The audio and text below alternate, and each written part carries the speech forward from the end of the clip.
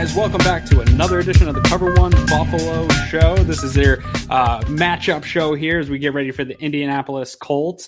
I'm joined here by Nate Geary, and I gotta say, Nate, I've missed you, man. It's been a while since you and I were sharing the same screen space together. That's a one-way street, brother. Yeah. Oh, come on. There's no love lost. No, I'm just kidding. It's good that you're finally done wallpapering and getting all your feminine products, everything out of the way. It's good to see you've made some time.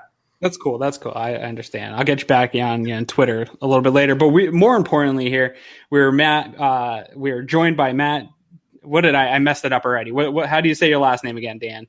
Danely. Or Matt Danely. All right, perfect. And where are you coming from today? Tell the folks about you a little bit.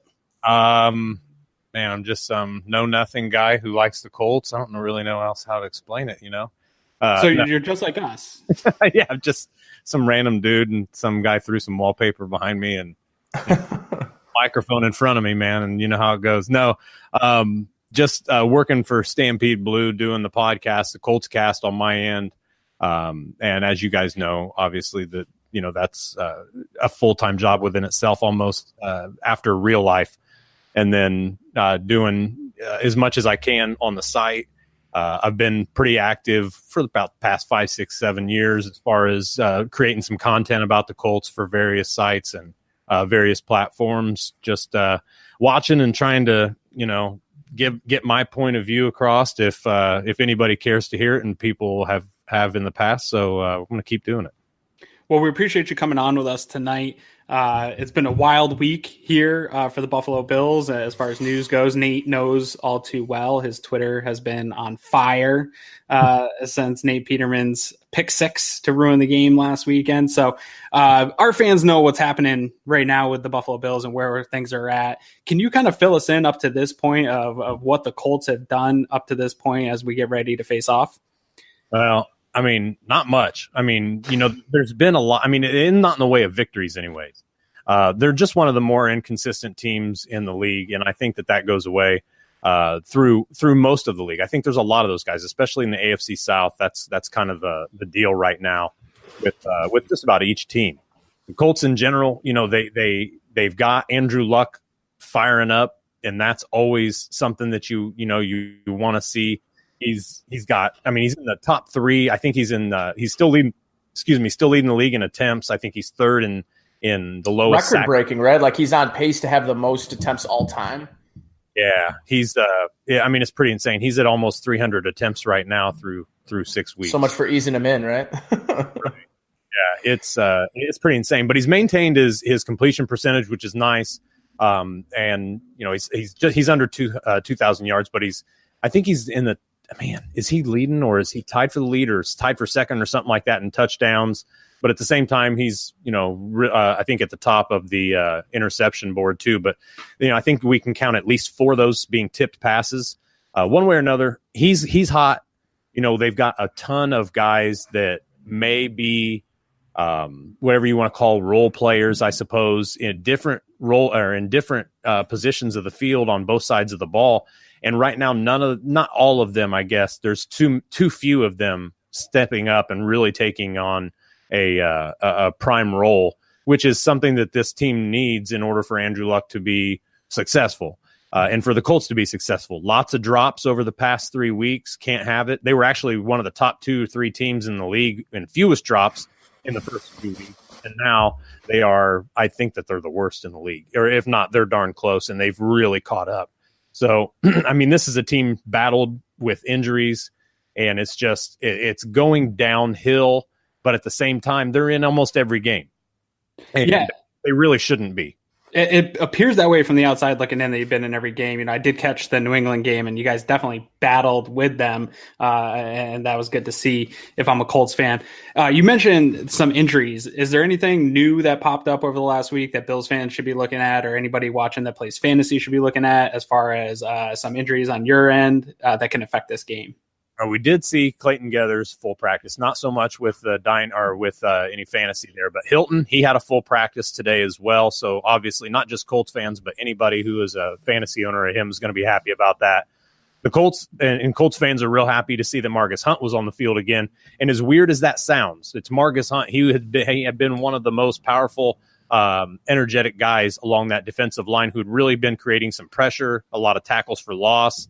The Colts were, at one time, a couple weeks ago, were like second or third in the league or leading the league in sacks, and were definitely leading the league in tackles for loss. I don't think that's the case anymore, but they still got some of these guys coming back now who are going to be, able to get back, hopefully, to create some of what they've missed with them gone. Jack Doyle's still still not practicing at all, so that's a concern.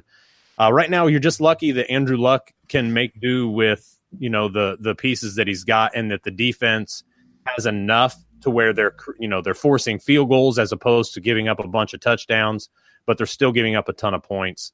Eric Swope, he was limited today as well. But Danico Autry, a guy who's really kind of underrated, flying on the radar, I think, for a lot of people. You see his name and you think, okay, he's not a bad player. He's been killing it, when he's healthy this year. He is always around the ball. He is always in the backfield. He is always pressuring the quarterback. He and Marcus Hunt right now, if you're looking fantasy-wise, and if you're going to use the Colts defense for fantasy, I think there's a couple situations that you may want to consider it, and that's only when they're healthy and Danico Autry and Marcus Hunt are healthy, because the rest of these guys, without them, don't seem to be able to create the pressure they have in general. Or if we were starting Nathan Peterman, I would say that would be a good opportunity to play any defense. Or a guy who has 4 starts in 7 years. I don't know. Yeah. And that's the other reason. So, Nate, tell us, man, I haven't had a chance to really update. Is there any news on the Bills side with injuries and things like that we should be knowing about or looking for this matchup? 4 did not practices today. Obviously, the major one and the obvious one, Josh Allen, and the usual one in Lorenzo Alexander. He usually gets his rest day on Wednesdays. He's earned them. He can take as many rest days as he needs because I mentioned a couple times on Twitter this week, he is playing the best football of his career, and that's saying something considering at 33 in 2016, he was arguably one of the best players in the league on defense. He was leading the league in sacks at points up until, I think, week 14 or 15, and then I forget who overtook him. I think Von Miller ended up overtaking him for sacks at the end of the year. Tywan Jones with his neck, he did not participate. Kyle Williams, another rest day for him, another guy who, again, absolutely deserves some rest at 35 or 36 years old or whatever he is, coming off a 2.5 sack performance in the first half last week. That Houston offensive line, what I just found through 6 weeks, has given up 70 quarterback hits. So not sure we got a true barometer of just how good this Bills defensive line can be because of how weak that offensive line was for Houston. And the other one to keep an eye on, or two to keep an eye on, obviously Trent Murphy with that. I believe it's an ankle injury. He went out in the game, ended up coming back, but I think he was a limited participant in practice, so he's still practicing. And the other guy that you want to keep an eye on this week is Vladimir Dukas, who is arguably their most consistent offensive lineman this year, out with a knee injury, or a limited participant with a knee injury. He got rolled up on during the game, but did come back in the second half. Yeah, it's pretty depressing when we have to talk about being concerned about Vladimir Dukas not being able to play. That's been what kind of season it's been for us. So Matt, you kind of talked about Andrew Luck and what he's done and him being back and how fantastic that is. Obviously you have Frank Reich over there this year and you got a whole new offensive scheme going. Kind of fill us in a little bit, maybe outside of necessarily just Andrew Luck, since we kind of covered that. Running backs, how is that going with this new scheme? What are you seeing out of that group? Because I like that young backfield that you guys got, and I think that you might be able to do something against the Bills there. Yeah, there's some of these at every position, guys. I mean, this is the thing. This is the way that this team is built right now. Andrew Luck has this system. It kind of fits him. And what it really does is it fits his first quarter to a T. Andrew Luck has always been a quarterback that you needed to get into a rhythm. You don't have to throw 1 or 2 yards every time, but you have to get him into a rhythm with short, quick passes, get his arm going, get the guys that he's throwing the ball to ready and aware of what's going on. Then you have to start opening it up a little bit for him because you have to be aggressive with a quarterback like Andrew Luck. Frank Reich has learned that quickly in the past few weeks. Yes, you don't want those attempts up, but when you're trailing and you're continually coming from behind, that's just what's going to happen. I like the running back situation as a whole.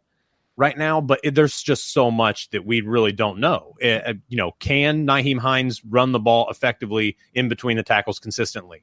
The answer to that actually right now is no, he can't. He has been able to do it, but he can't do it consistently. You've got a guy like Marlon Mack who's either been injured or has not performed up to his, what we see for him.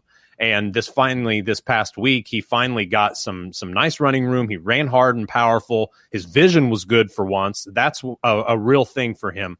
If his vision's good, he's electric and he can be very dangerous.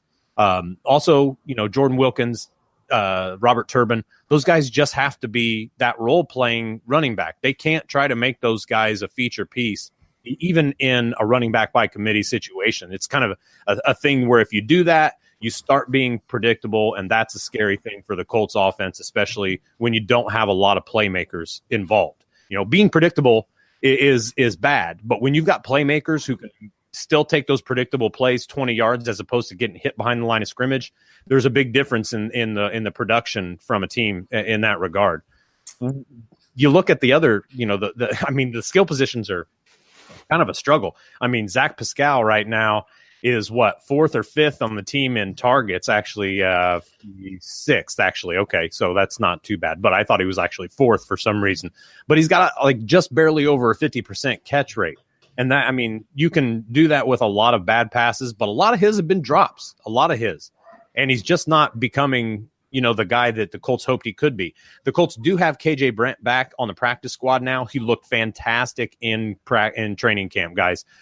He really was doing a lot and looked good. Looked like he was going to be a really nice piece. Obviously, Deion Kane would have been nice to bring that along too. So there's a lot of future for the Colts in what they want to do.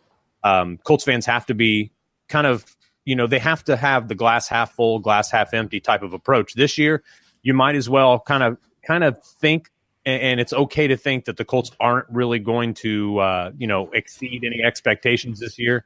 But at the same time, next year, you have to hope, as long as some of these guys can be injury free, at least for the majority of next season, then you've really got something burning here, because there are some real talented guys that are on this roster or have been in IR. Matt Slauson played with a freaking broken back. Braden Smith is a rookie starting at right tackle, looking really good. I saw that the PFF has the Colts as their 10th best offensive line.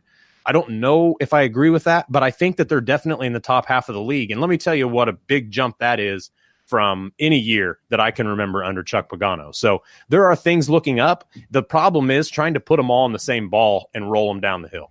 Well, go ahead, Nate. Because you mentioned a point about the short passing game with the running backs, but maybe more interestingly is sort of how they're using Eric Ebron with the, without having T.Y. Hilton and without having, of course, Jack Doyle. But you're looking at this Bills defense, Matt, and you're looking at a defense that I think really thrives in stopping that short passing game. Obviously, Tre'Davious White right now turning into one of the best young corners in the league. He's now shadowing other teams' number one wide receiver, which here in Buffalo, we just haven't had that guy, honestly, in quite a long time, or had a coach that was willing and felt so comfortable, especially with a young guy, to shadow. But it's really been the emergence of three players that are all either in their first or second season, and that's Taron Johnson, their slot corner, who I think has turned into not only a really great run defender, but a guy who can swing both ways with his hips and really create matchup nightmares, because he can cover running backs coming out of the backfield. And, of course, which I think the Colts have a bunch of those kinds of players. You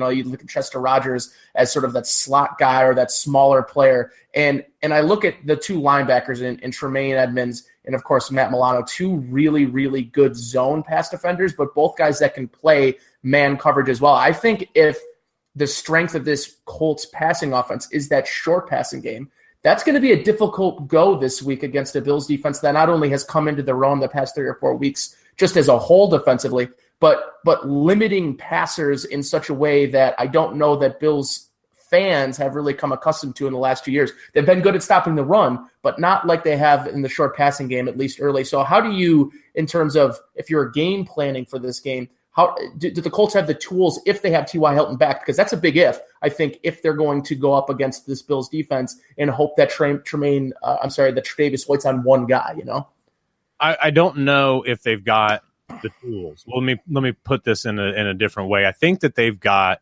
the passing concepts. I think that they've got some matchups that they like.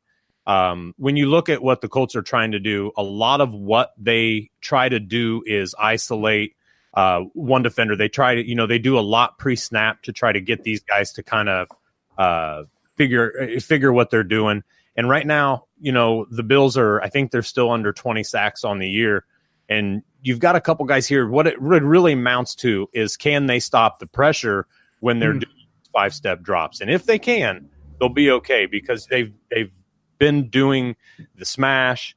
They've been able to do a lot of nice concepts to get everything all set. And it's helping. I mean, it's helping because the outlook for everything that they've tried to do is not as clear as everybody, it may look at times. But they are trying to take Eric Ebron up the seam. They're trying to get some of those guys on the corner route. You saw that last week with even a guy that they just brought up from the practice squad, and things like that. So, I mean, they've used a lot of nice concepts, a lot of different passing combinations or route combinations to get these guys. And they're using a lot pre-snap. They're using a lot of motion, a lot of misdirection. And I think that they have Frank Reich's brain, and that's what really counts right now. Yeah, no, for sure. And I love the point Nate brought up, because that's really going into this game for me as a Bills fan. There's not a ton of excitement knowing that Derek Anderson is going to be our quarterback. Really, like somebody here, Reptile in the chat room said, this is a matchup possibly for a top 5 pick. I think we're both teams are playing for the future and kind of developing guys. But the real matchup that I want to see is that Trey White versus T.Y. Hilton, assuming that they play or both are healthy, with Ty questionable here at this point. So I want to see that matchup. The thing that concerns me with what you talk about of creating matchups is Phillip Gaines on the outside, on the other side of getting picked on in a game. You know what's interesting though about that, Aaron? I'm glad that you brought up that other cornerback position, because I heard Chris Brown on my way on my way into the studio on Sunday. Chris Brown was talking about Dante Johnson, the guy that they got off of the Seahawks practice squad, that has been really, really. I think this is the week where you're going to potentially see him, maybe if it's not this week or next week, push for starting snaps at the other cornerback position. 6'2", 215 pounds. He's long, he's lean. And he's got 2 years of starting experience. That's an interesting name for me with the San Francisco, of course. So I'm glad that you brought up that opposite corner position, because it has been a position of weakness for the Bills. And teams have had the ability to pick on a guy like Ryan Lewis, although I do think Ryan Lewis has played well in his own right because he has the closing speed that a lot of other guys on the team, i.e. Phillip Gaines, and some of the other Lafayette Pitts that don't have that closing or that recovery speed, Ryan Lewis does. So I think in Brandon Beane's own right, and the pro scouting staff has done a nice job filling out that other cornerback position that going into week 1, I mean, they were dressing 4 corners, 3 corners, I think, at times. So, to your point, I do think that the other corner position is filling out nicely. And I think it's a good matchup this week against the weaker depth. They don't have great, obviously, as Matt has sort of alluded to, they don't have one guy outside of T.Y. Hilton that sort of stands out that is going to at least scare a Leslie Frazier. Absolutely. Yeah. And real quick here before we get into the other side of the ball here, I do want to ask you, kind of touched on the Colts offensive line a little bit, and a guy that I started to really crush pretty hard on in the draft process was one of Nate's former boys as a Notre Dame guy in Quentin Nelson. I saw a stud in him. I knew that the Bills had no chance at getting him, but I still fell in love with him anyway. How is he developing over there for you? I always like to check in on some of these guys since I don't get to watch a lot. How has his development been so far, 6 games into his career? Oh, I'm sorry. I thought I had you guys. I didn't hear you, man. I'm sorry. No, you're good. Just checking in on Quentin Nelson, a guy that I was crushing on pretty hard in the draft process, just checking in on his development and where he's at so far. Been one of those guys, man, that, is going to come out and just blow people away at times, but he's also showing that he's human. I mean, he's just not, he's not a guy who's going to blow everybody out. He got in some trouble with Leonard Williams last week, who picked him up off the ground. That happens occasionally. He's still a rookie, though, man, and he is just killing it. If you're taking the entire package of what he brings, what he has shown, and how dominant he has looked, they are literally using him every time to go back and forth when they're polling. And you follow him, you'll see where the ball's going. That is almost a guarantee. He's powerful, he's smart, and you really like to see that. But it's hard to remember he's a rookie. And when you see him get blown out, you're like, oh my God, man, he just got rocked. But it happens very few and far between. And you have to remember he's a rookie. Otherwise, he's been fantastic. He's good at the second level. He's good polling. He gets out in space. He annihilates people. And if we had a more consistent offensive line who could help with all that to a more consistent combination of the running backs and the offensive line to be able to really get this running game going, that in itself would eliminate the need for big issues with, some of the skill players. But I don't know that you could really have a negative thing to say about Quentin Wilson right now. Or Quentin Nelson. I said Wilson. No worries, man. Now, let's flip it over to the other side of the ball, because obviously, as Nate has been very outspoken here this week about the Bills' offense, is not a particularly difficult offense to stop at any point so far in this season. We're fielding Derek Anderson as a quarterback, a guy who hasn't really done anything in the league since I was 25 years old. I'm 35 now, so it's been a while for him. So what about this Colts defense, though, should strike fear in the heart of Bills fans outside of the fact that we're just not a very good team ourselves? I think, that Darius Leonard has really shown that he's a guy who can be fast, who can, he can cover, he can do it all. He can rush the passer. He is a guy who we really like. Obviously, defensively, we had a guy like Matthias Farley, as far as in the safety core, who was a little bit of a perfect third safety in the rotation there. You get him and Geathers both injured. He went to IR, so that brings that down a little bit.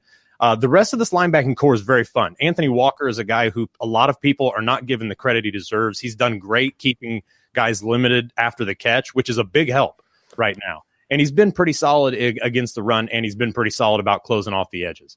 You like to see some of the guys on the back end get a little bit better as far as the cornerback room.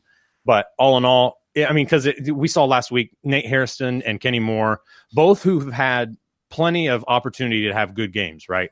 And they've had some good games. But the problem is they're just not consistent. And that's kind of I don't know, there's not a better word that describes the Colts, to be quite honest with you. They were outside and they were against trips, which is notoriously terrible for the Colts, to get through. Both of them bit on the bubble fake, and the tight end goes for a touchdown over all of them. So it's just inconsistency. They'll have good games, but then again, they're always going to have these games that really stop them, and that's the problem. Nate, when you look at this Colts team and you look at this Bills offense, and we know that they're struggling to get really anything going, like I said, bringing in Derek Anderson, how do you think that this Bills team can attack this defense and kind of keep them in this game? Where are you seeing the weaknesses? Yeah, so honestly, they're a stronger unit than, and Matt could probably speak to this a little bit even better than me, but a stronger unit than I think myself and a lot of people thought that they would be, especially 6 games in. I think if people thought they were going to be as good as they are, or at least above average as they've been playing, it would have been later in the season when they've had time to go through some growing pains, and Malik Hooker, comes fully back from that injury and really starts to come into his own on that back end. But they've put things together pretty well. And I think Frank Reich has just brought a steady hand. And it's kind of, I always really liked Frank Reich. I always thought he really made a lot of sense for the Bills the years that they had been looking for coaches, really the last 2. I really like what he's done in terms of just being a head coach. Obviously, he's an offensive-minded guy, but he brought good coaches in. And I think the scheme that they play, and the 2 guys that stick out to me, 1, Malik Hooker, 2 is Marcus Hunt, who, as Matt alluded to,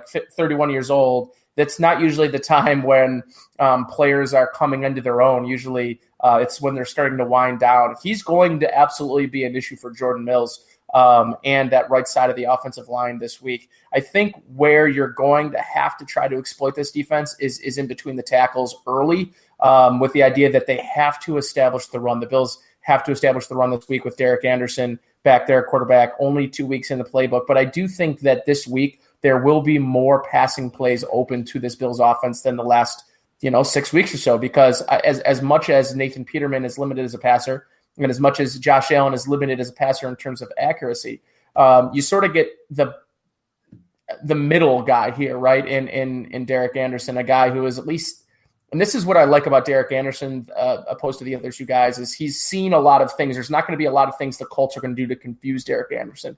And I think that maybe gives him and this Bills offense a little bit of an advantage. And I've told you this off air, and I've said it a few times on Twitter, is all the Bills need to be is the worst offense in 20 years instead of the worst offense in 70 years.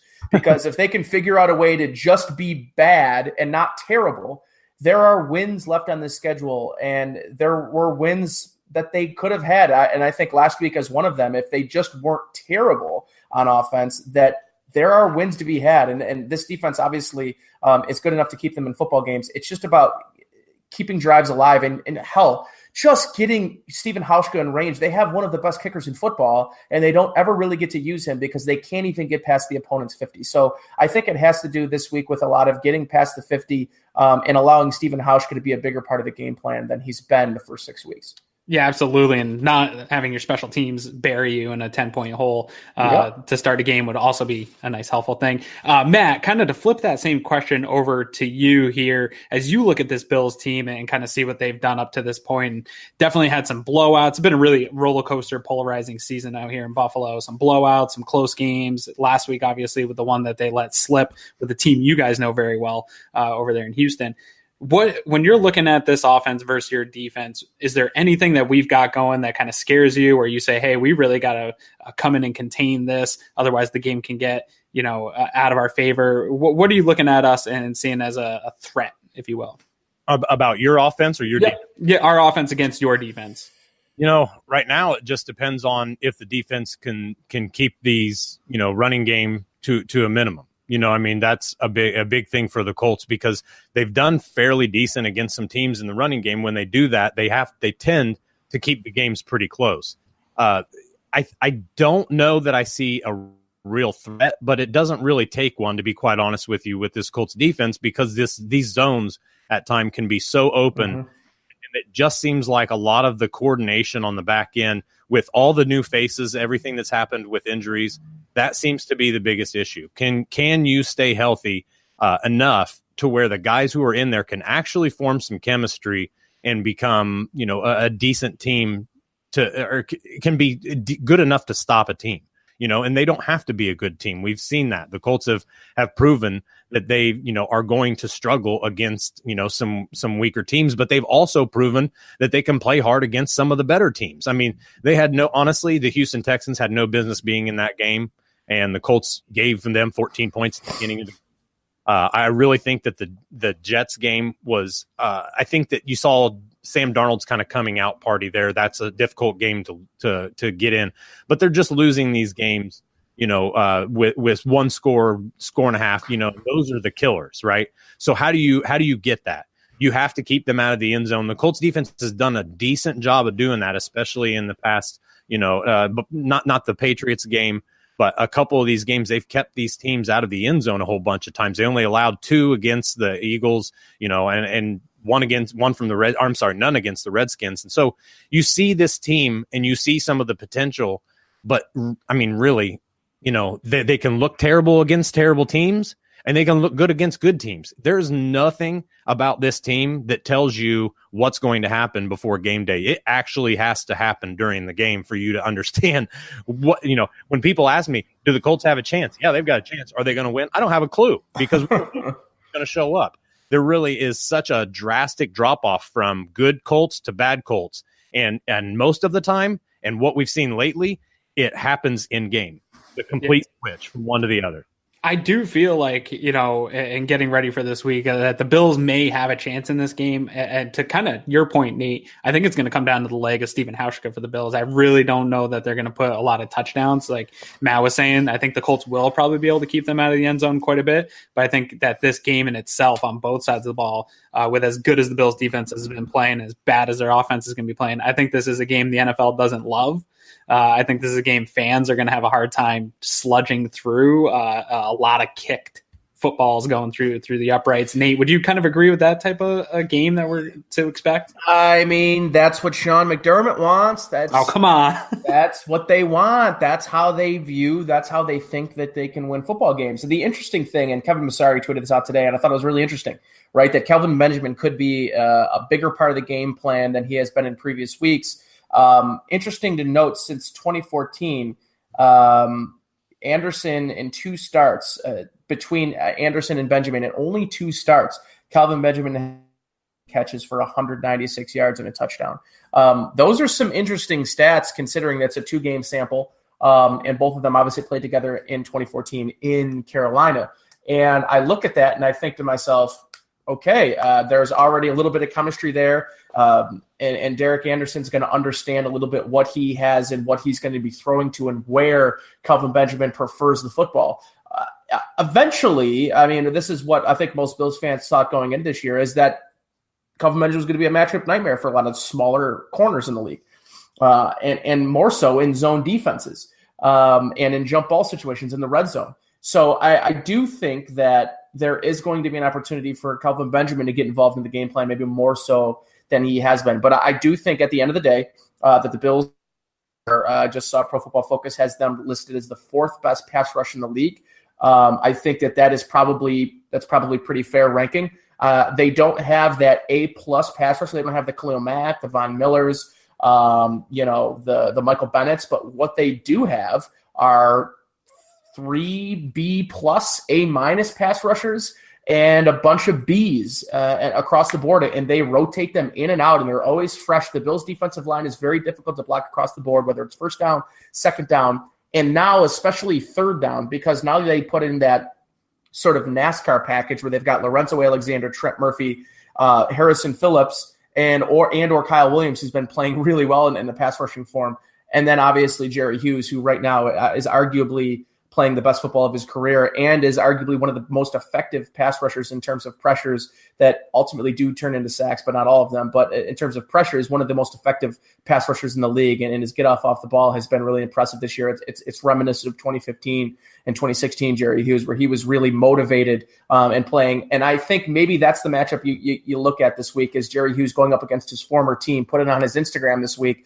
that they gave up on him after one season, and he had posted or reposted an article talking about him being a bust after his rookie season. So, yeah, he's motivated in this game, which I think a motivated Jerry Hughes is a scary Jerry Hughes.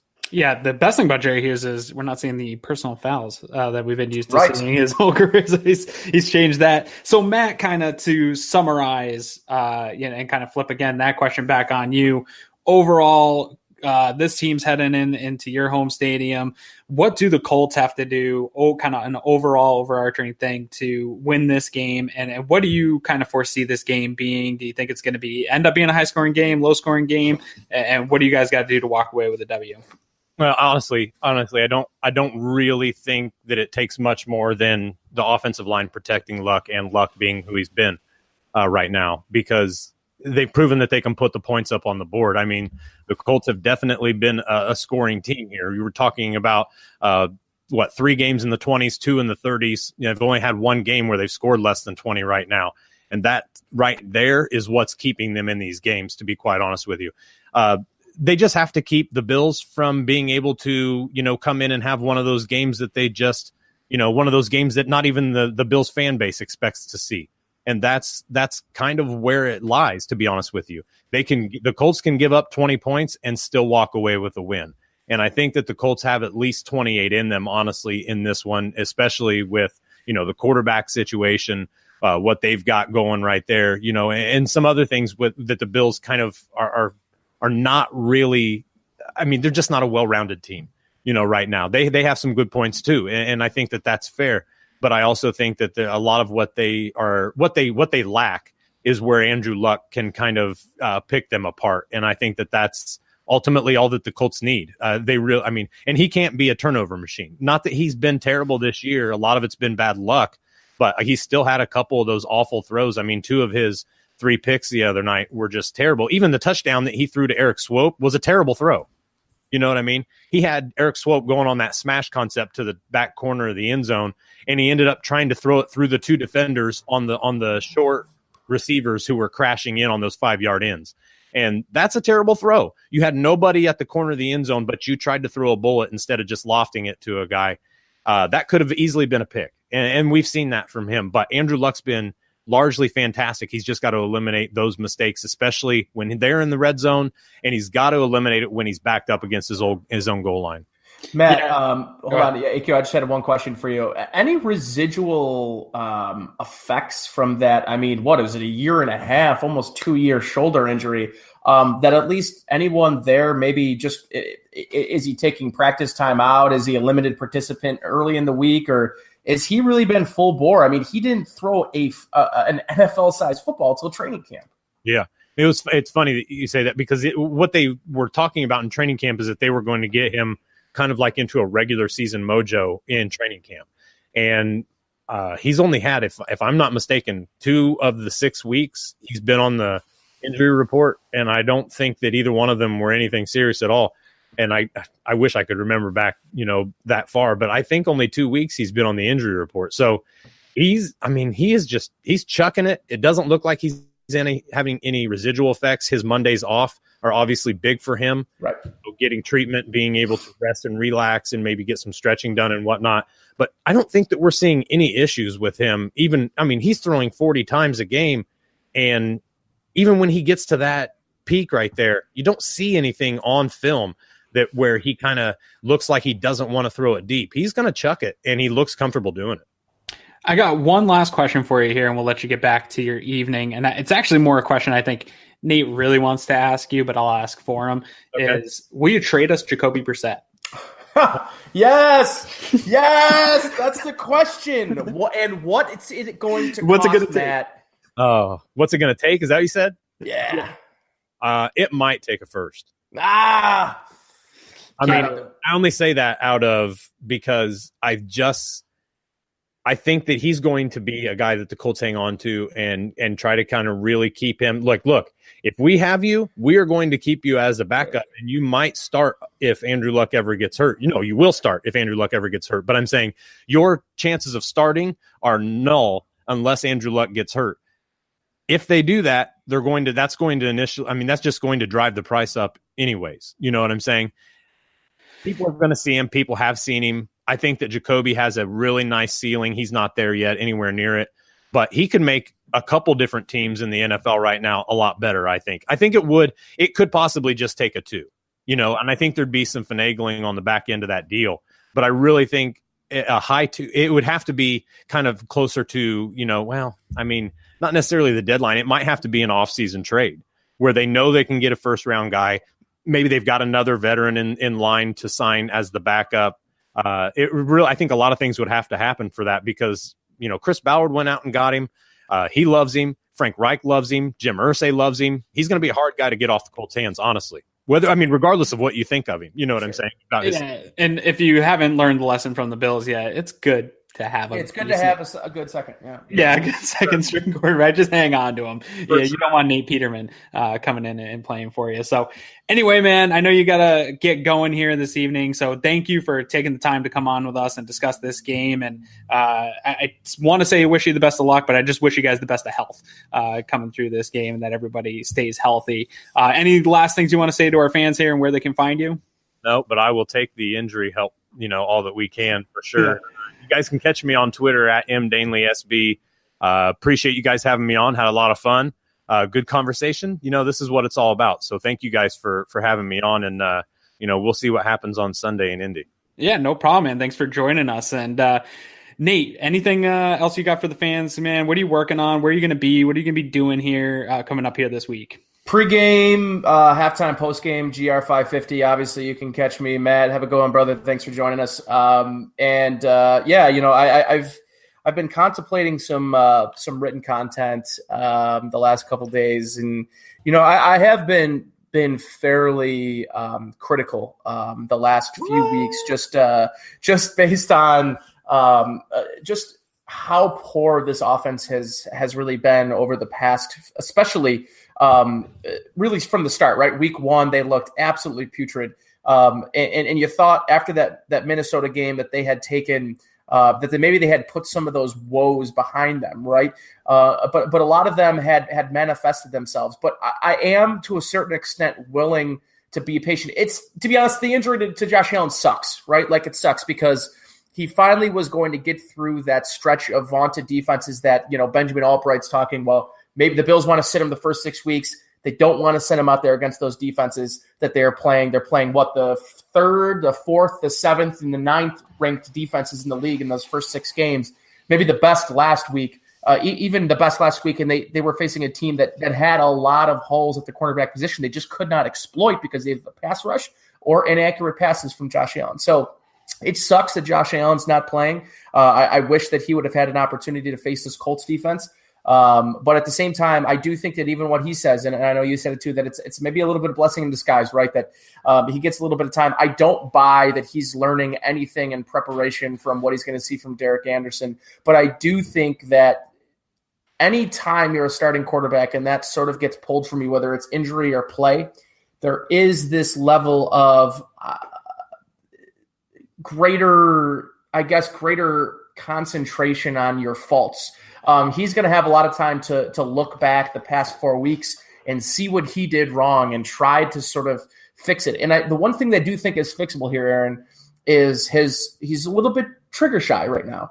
And I think it's because of what he's being preached and what his respecting the football, right? Like, and that's what Sean McDermott preached about why he probably can't play Nathan Peterman. I think amongst a lot of other reasons that you can't play Nathan Peterman, but that respecting the football means a lot to this organization. It means a lot to Sean McDermott. It means a lot to Brian Dable.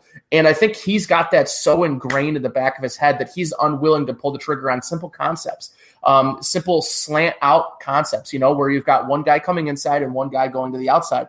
Those kinds of concepts are open to him almost every play. They were last week. He had a ton of flat, just arrow routes to the flat, to Zay Jones, to Andre Holmes. I was Zay Jones and Andre Holmes. That were available to him on the 3rd step, but he just, for whatever reason, is a little gun shy right now. And I think maybe a couple weeks on the bench is going to help him realize, especially watching Derek Anderson hit them on the 3rd step, because that's what Derek Anderson's going to do. He's going to hit those on the 3rd step. And I think if he could just get it to those guys, that's going to help this offense move the ball a little bit better. It's going to help, I think, Zay Jones, who's coming into his own right now. I think that's huge news for this Bills offense, that Zay Jones, I think, really is playing up to the pace, or at least where we wanted to see him last year, right? Like, we wanted to see some of this production happen in the game and not in garbage time. So I like what I'm seeing from Zay Jones. To a certain extent, I like what I've been seeing from Charles Clay. The problem with Clay and Kroom is they're having to catch the ball off their shoelaces, and they're not able to catch the ball in stride and continue running with it. But those 3 guys, and obviously I really, really, really like what I've seen from Chris Ivory since he's been here. I really like the signing.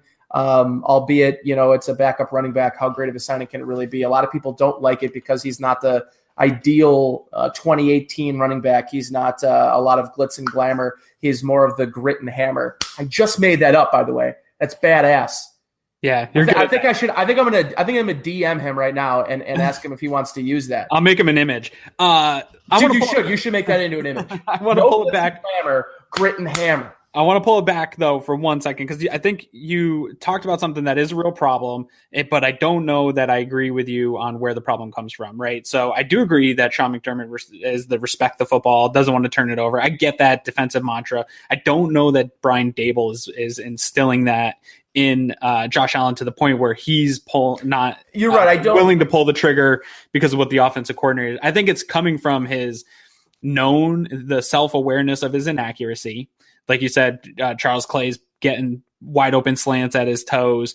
And you saw it a little bit in the last game. Zay Jones, there was 2 plays where Zay Jones had a chance to make a play on the ball. One, he lollipopped over to him where he should have really hit him with something with that rocket, and he probably could have made a play in the red zone, but instead he allowed the defender to get over there. And then the other one, he just, he rocketed in when he should have really put it up high in the corner of the end zone for Zay. And that's, I think he's lacking the confidence in himself more than being taught.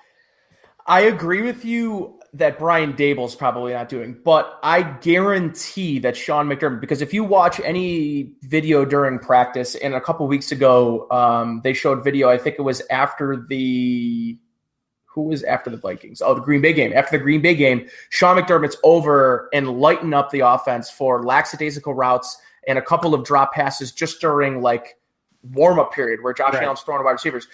That's the time, and in the meeting room, because I guarantee Sean McDermott's sitting in with the quarterbacks during the meetings, that when Brian Dable isn't talking, that Sean McDermott is saying, my defense is playing great football. What you can't do is you can't give them more possessions. You can't put my defense in more disadvantage situations or non-advantageous positions, because as it is, they're bailing you out for not being able to sustain drives and continue. And like we talked about with Matt, is move the ball past the 50-yard line.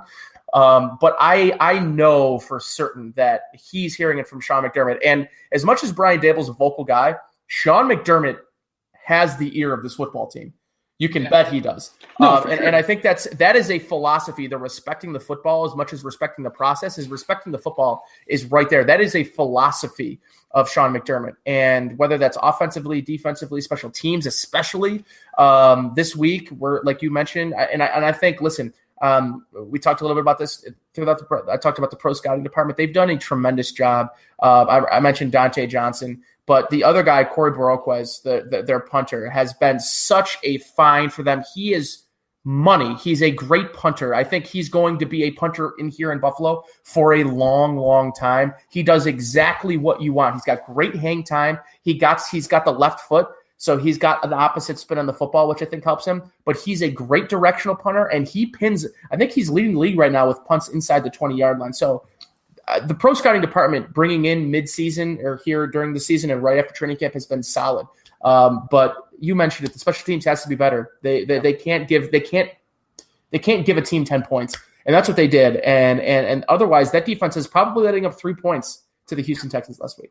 I do respect your opinion in the sense that it's frustrating that Sean McDermott's a defensive-minded head coach. I know a lot of people have this idea that he's bringing the Bills back 20 years as far as what an NFL team and NFL offense looks like. I don't know that that's the long-term plan. I can see why it's frustrating right now in this team with the lack of talent that this team has, and the defense is keeping them in games. So I understand what you're saying there. And I do think Sean McDermott's probably in the room saying, hey, look, defense has been bailing you guys out for weeks. And if you turn the ball over, that just makes everything so much more difficult if we're trying to win games right now. But I do think that Brian Dable has a plan for this offense. He's getting crushed a little bit on Twitter. I don't think that that's fair because guys are open. Concepts are there, I think. Mm-hmm. And it's not outdated concepts that Brian Dable's guys getting open. So it's not this team itself is not dragging the Bills back 20 years. It's the production that is 20 years behind the ball. And I think that a lot of that's talent. I think a lot of that is something that's going to take time. And like you said, that pro development, that's going to be something that's huge in developing talent and maybe finding guys maybe aren't a big name in free agency, but come in and bring some production to the offensive side. My biggest fear becomes, and everybody wants to talk about it, and I keep bringing this up because it's a very convenient take that, hey, look at Jared Goff through 7 games. And I first of all, they're just completely different. Josh Allen isn't. Yeah. They're just completely different players. Their strengths are different. And the college productions is just completely different. What I think people want to compare about Goff, though, is a fair comparison that in year 2, he had a completely new renovated offense around him, and he had a great offensive-minded coach. What I just want to caution people is Sean McVay is not walking through the door. As good as Brian Dable could potentially be, he's still not Sean McVay. Sean McVay is one of the I think will go down as one of the greater minds of offensive football in this league. Some of the stuff that I saw on Twitter, his play recognition, he is a beautiful mind. That guy, he is a beautiful mind. Like that guy is a savant. Like there aren't many like him. And secondly, I worry that they're not going to, at least this year, this upcoming offseason, $90 million or not. And I know it's looking forward a little.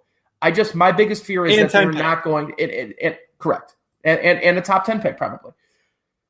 They won't be able to show a free agent, not only because it's Buffalo, and I know that people in Buffalo think it's great, but not everyone else does. And sometimes it's a hard sell, and everyone points to Mario Williams. Your Twitter's going to burn to the ground tonight. And everybody points to Mario Williams. And what I remember and what I have to tell people is they probably paid Mario Williams $20 million over in terms of the entire contract, $20 million over his value, because just to get him here, they wouldn't let him leave either. And and the problem is you're never going to get that $100 million production. It's just that was never going to be realistic. They got what they got from Mario Williams for 2 or 3 years, and that was that. Will they be able to persuade a guy like Golden Tate to come here? I have reservations about that. Offensive linemen, they can probably get a couple good offensive linemen for agency because offensive linemen they don't care about having nightclubs. They don't care about having nightlife. You know what I'm saying? Like those guys, their careers are short. They're here to do business. Offensive linemen are just made differently. I just worry about skill position players. Can you get a couple of wide receivers? Like you're going to need a couple. So they have all that cap room. I just hope that they can bring in adequate talent because I just worry that they won't want to come here. But there's other ways to acquire talent, right? Like they got Shady, moving parts and pieces, the capital, and that's what I like. And I would wonder too. Like there are 2 teams this year: the Oakland Raiders, who are absolutely 100%. They're selling everybody. It depends. If they win some more games and the Bills end up in front of them, I could see a scenario where they're second because they have 2 first-round picks. I could see a scenario where they could potentially trade and move up, right, to try to get their quarterback because I think that they're going to move on from Derek Carr. Right. The other team that I'm really looking at as a potential team that could be a trade candidate is the Green Bay Packers, who have 2 first-round picks.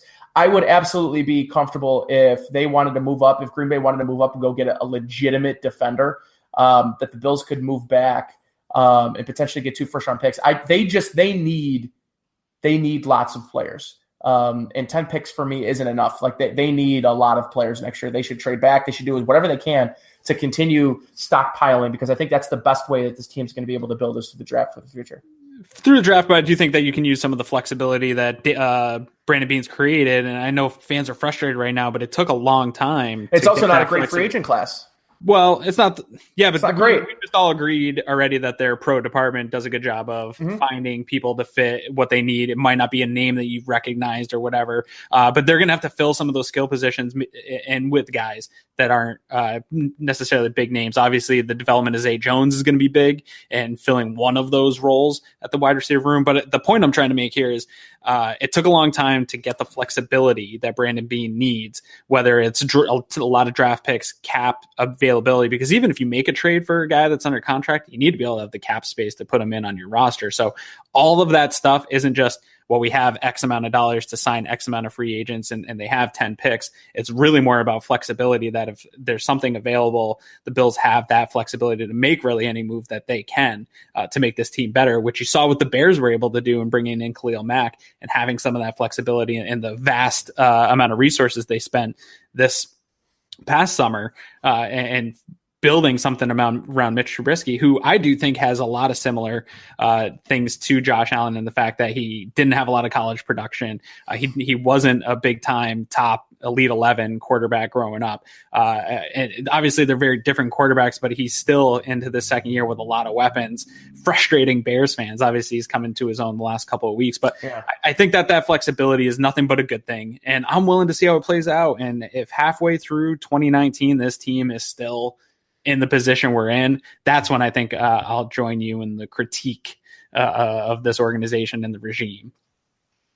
Let's hope so, man. I can tell you that I definitely have my reservations about the quarterback position. What I'm glad of, though, is that Josh Allen isn't out for some sort of long-term Tommy John type situation, because I think that would have done as bad as that would have been for the kid. I think it would have been worse off for not only the fan base, but for this organization, because it would have forced them to really push the evaluation of him in that first round pick another 2-3 years. So I'm glad for a lot of reasons that it's just going to be a week-to-week injury. But he's going to get probably, and listen, if Derek Anderson plays competent football here, it's going to be hard to take him out, especially if because Sean McDermott, and I keep trying to tell people that are saying that they're rebuilding,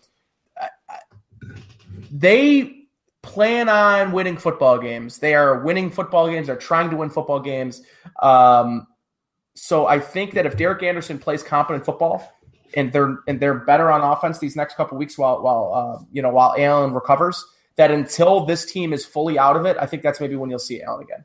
Oof, see, I think Allen comes back for the Jaguars game. I think he goes up into the bye. And I hope so, because I want him to go up against Jalen Ramsey.